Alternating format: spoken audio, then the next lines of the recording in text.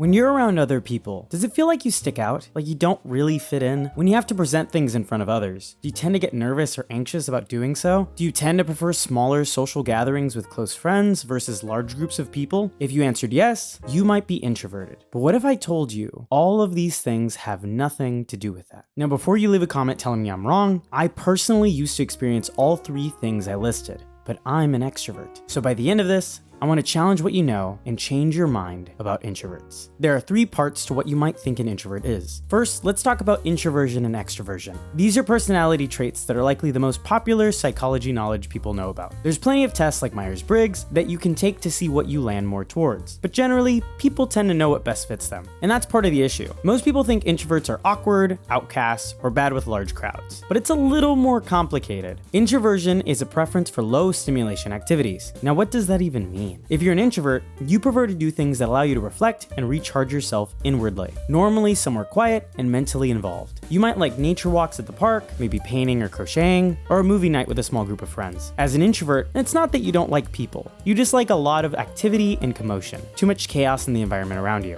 Being in a large group of strangers can be exhausting when you can't deal with everything going on around you. It's overwhelming. But if that's what being an introvert really is, what are the other two parts people get confused by? The second one is shyness. This is being scared of social judgment, lacking confidence, and wanting to be around familiar people. So being shy isn't being introverted. They're two separate traits. Shy people can be uncomfortable in their own skin and can seek social approval to feel better about themselves. So if you're worried about what others think of you, it's more accurate to say you're self-conscious, or simply shy. Thinking about your image and perception are normal worries everyone experiences, and both can make expectations for how you behave. It's not a surprise that when people's actions are put into the public eye, especially through social media, people are extremely cautious of what they do around others. More so. What about the really extreme cases of people who say they prefer to be alone and don't like being around others and tend to avoid socializing? Well, they could have the last trait on the list, which is social anxiety disorder. This is a mental illness that shows a deep fear of humiliation, stress in social situations, and strong fear and anxiety about socializing and tendency to avoid other people. This is a leap beyond simple worry and can be a state of constant stress and perception that other people are thinking negatively of you. It's a warped perspective that stops you from living life.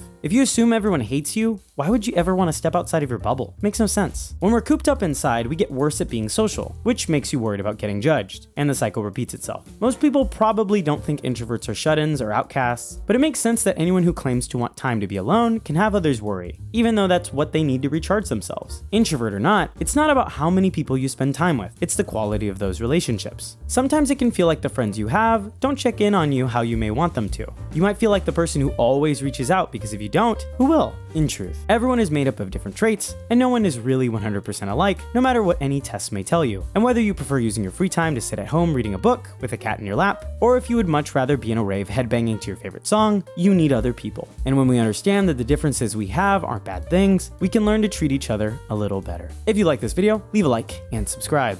And as always, thanks for watching.